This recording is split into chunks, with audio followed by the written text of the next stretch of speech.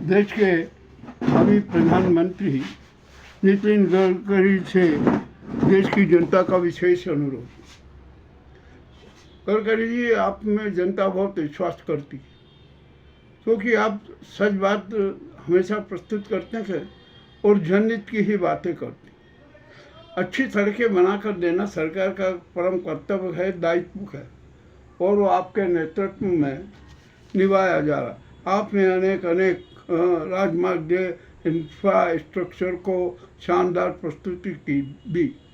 अब यहाँ पर एक सवाल ये आता है टोल टैक्स का। जब हमने अच्छी सड़कें बना दी, सब कुछ हुआ, निश्चय ही उसमें भारी लागत लगती है, और वो लागत भी जनता से वसूल करना पड़ती है। किंतु यहाँ पर हम एक बात करते हैं कि जो वसूली अभियान है ना, उसमें थोड़ा संशोधन कर दीजिए। हमारे देश में जितने भी टोल टैक्स है ना, वहाँ पर अनेक प्रकार की दादागिरी होती है, अभद्र व्यवहार होता है, और अनेक प्रकार के नाटक होते हैं।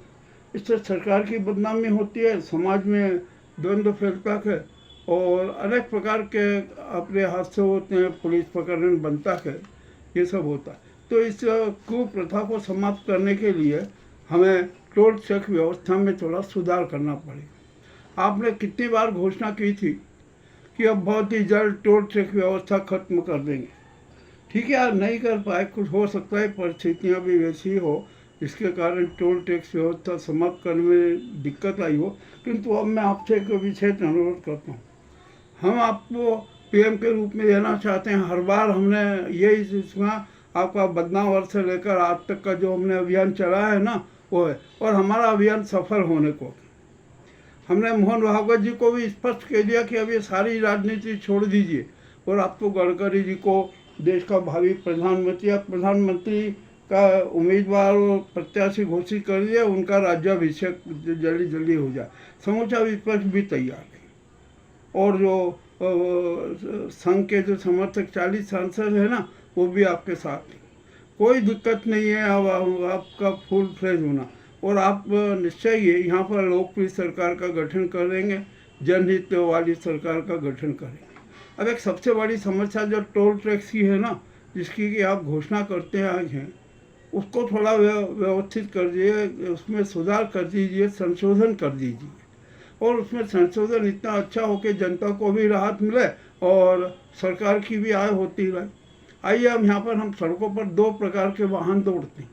एक तो निजी होते हैं और एक व्यावसायिक होते हैं। निजी वाहन जो परिवार वालों के होते हैं, वो चलते हैं, और जो व्यावसायिक वाहन है वो चलते हैं। तो हमारा आपसे ये अनुरोध है कि टोल टैक्स वसूली आप जारी रखिए, क्योंकि जो कास्ट लगी हो तो निकालना पड़ेगी ना, फिर उसी के माध्यम से आगे की नई योजनाएं बनेगी। तब तो टोल टैक्स व्यवस्था में एक सुधार कर दीजिए। जो निजी वाहन है ना, पारिवारिक परिवारों के वाहन है ना, उनको टोल टैक्स मुक्त कर दीजिए, बिल्कुल फ्री कर दीजिए कि उनको जो वाहन है ना, राजमार्ग, मार्ग, स्टेट मार्ग, किसी भी मार्ग पर निजी वाहनों से टोल टैक्स नहीं लिया जाएगा। अब दूसरा, यहाँ पर जब आप इधर टोल टैक्स की माफ़ कर देंगे ना, तो फिर इनकम कैसे होगी, उसकी भी कोई समस्या नहीं है। जितने भी देश में रोड पर कमर्शियल वाहन चलते हैं, जो राजमार्गों से, नेशनल हाईवे से, कॉरिडोर मार्ग से गुजरते हैं ना, उन्हीं सभी व्यावसायिक जो कमर्शियल वाहन है ना, उनसे टोल टैक्स वसूली, और वर्तमान दर में है ना 2% का और इजाफा कर दीजिए। यदि आपने 2% का इजाफा कर दिया ना, तो जो उधर की जो घाटा पूर्ति होगी ना निजी वाहनों के, उससे वो पूरी पूर्ति हो जाएगी। ये जनहित में, राष्ट्रहित में एक बहुत ज़रूरी कदम है।